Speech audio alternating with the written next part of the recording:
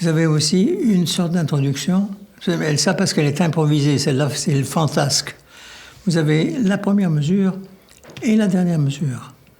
Et ça, c'est simplement, on le reconnaît parce que vous avez une arabesque qui va dans l'aigu et une arabesque dans le grave, mais c'est exactement le même type d'arabesque, avec les mêmes notes. Donc, vous retrouvez tout de même le dessin assez facilement, la première chose.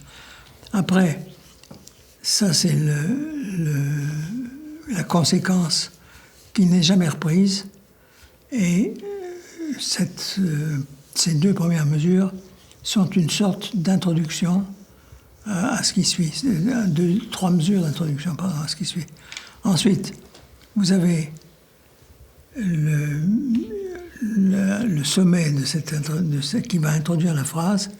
Vous avez cet accord plus la percussion.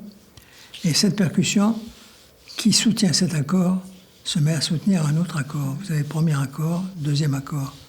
Puis vous avez une phrase très courte qui correspond à ce dessin do, ré, sol, fa, la, ti, la, dom. Seulement beaucoup plus lent. Puis vous avez sol, sol, sol, sol, sol, sol, sol, c'est-à-dire la correspondance. Et encore le si pour varier, qui correspond aussi au si bécard, si bécard.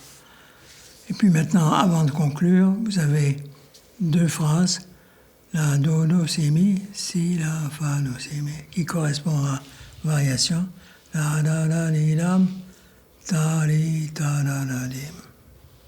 Ici comme ça. Et puis la dernière mesure. Donc, c'est beaucoup plus libre que l'autre. Il faut l'analyser différemment. Il faut l'analyser simplement de voir ce qui ressemble aux choses. Et ce sont des cellules qui sont toujours variées. Tandis que là, c'est des cellules qui sont reprises et qu'on peut très bien voir en parallèle. Tandis que ici, c'est le côté fantasque. C'est-à-dire que, ah oui, je prends ça, et puis je prends ça, et puis je prends ça. Et il faut le jouer comme ça. Il faut le jouer improvisé. Si vous ne jouez pas ça avec le caractère de l'improvisation, vous manquez ce qui est l'essentiel de la pièce.